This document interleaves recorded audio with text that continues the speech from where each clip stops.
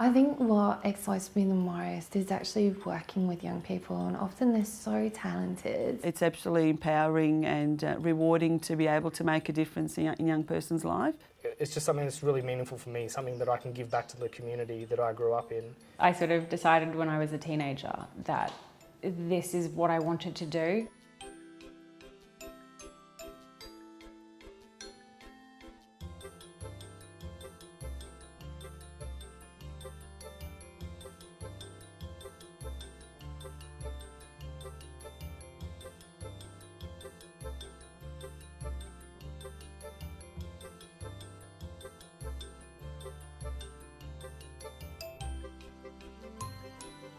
Mind Australia have been providing services to young people for over 40 years, but we thought it was very important to pull all that together into a framework so that young people know what we offer and what are our principles in providing support to young people.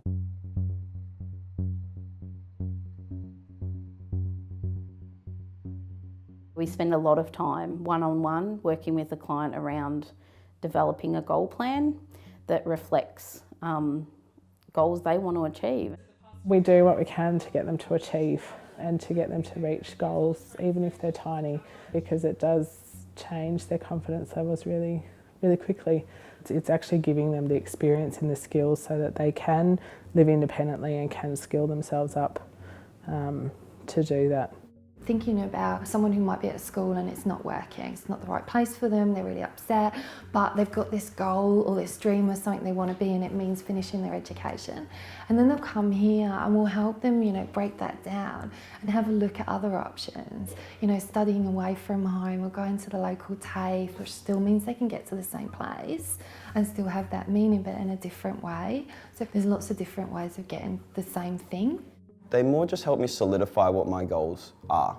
I know I wanted to do something in the fire spinning prop sort of area of things, and then they help me, not help me get there, but they just encourage me, oh, you're going busking tonight, or oh, you're doing this, you're doing that, and it's good. It's like a homey feel, even though we all know they're workers and we're all housemates, but it's still that, it's home, I can go home, not I can go to my house, and I like that feeling of this place especially.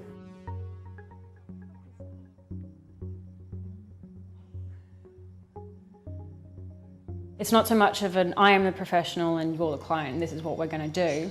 It's sort of like let me walk along this path with you. Practically, I guess what that looks like for us is that we hold a positive regard for everyone that we work with, no matter what we're faced with at the time. So we might encounter a lot of behaviours that are very challenging. It can be quite frustrating work, but just holding on to that positive regard for everyone that you work with, that everyone has a right to be accessing the service that you're providing. A lot of people have a lot of strengths, but they have sort of been buried under all the problems. So it's actually just saying, well, what are you good at? What do you like doing? What are your passions? If we could remove some of these barriers, what would be your dream job, or what would you like to do with your life?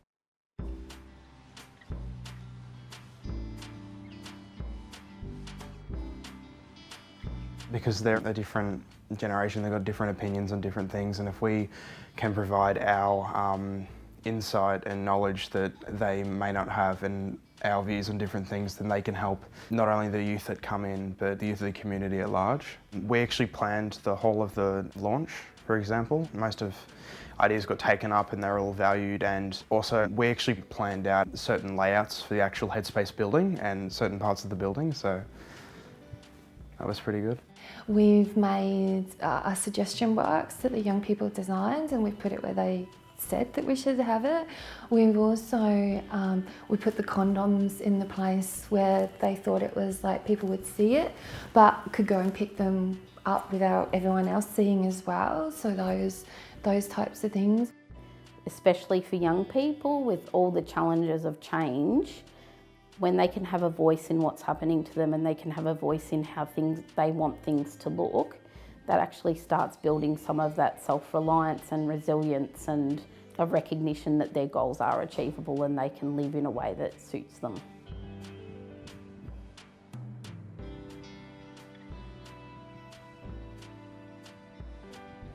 So Mind is currently operating in 4 different states in Australia, right from the top end of Queensland in Townsville, right down to the bottom of Victoria and into South Australia. We're also in Western Australia now too, so we're trying to reach as many people as possible, and we're hoping that services grow over time. We really focus on the kids as a whole, and we try and make sure that all of their parts of their life are all covered when they come through to us. So we really want to focus on getting them back into their community, whether that's, you know, friends, family, schooling. We have a lot of services that work really well together to make sure that the young people's needs are met, whether it's their mental health, linking them in with the community and any disability services they might need. Transport, I think, definitely is a big issue for young people in Wodonga. So if they need support with getting into services, we make the referrals or we assist them with transport options. There are a lot of young people with Aboriginal and Torres Strait Islander backgrounds who are not able to access mental health services because of a whole bunch of reasons. So long term, one of the things I hope we're able to achieve with this service is that we engage with the Aboriginal and Torres Strait Islander community here in Townsville. We have a large Indigenous community here, and just starting the process of building a relationship with them, with the local council, land council, and just with the general community, sort of the elders and the respected people in the community.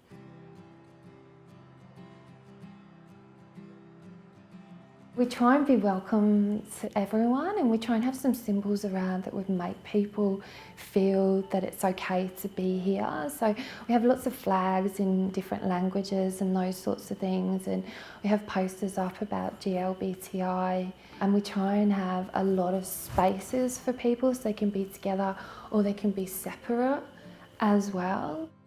Hi everyone, my name is Alice and I work for Headspace. I'm not sure who's heard of Headspace, or a few of you. Since going out there and promoting Headspace, I think that with the stigma, I think it certainly raises that awareness, and for the young people knowing how to help each other. You know, if they see their friends struggling, particularly within the schools, there's a lot of issues around bullying. It really reassures them there are services out there for them.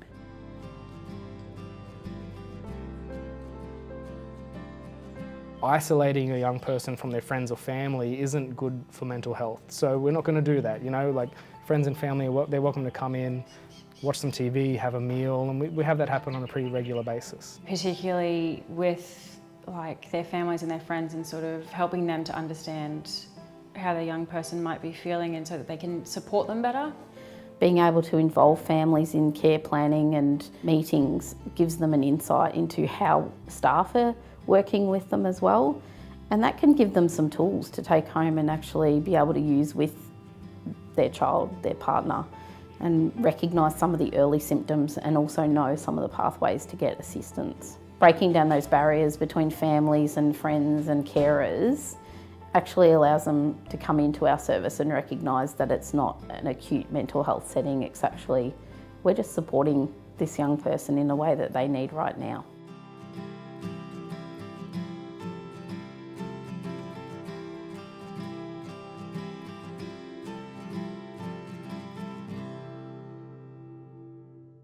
If you or someone you know needs support to recover from mental ill health, call Mind Connect 1300 286 463 or the Carer Helpline 1300 554 660.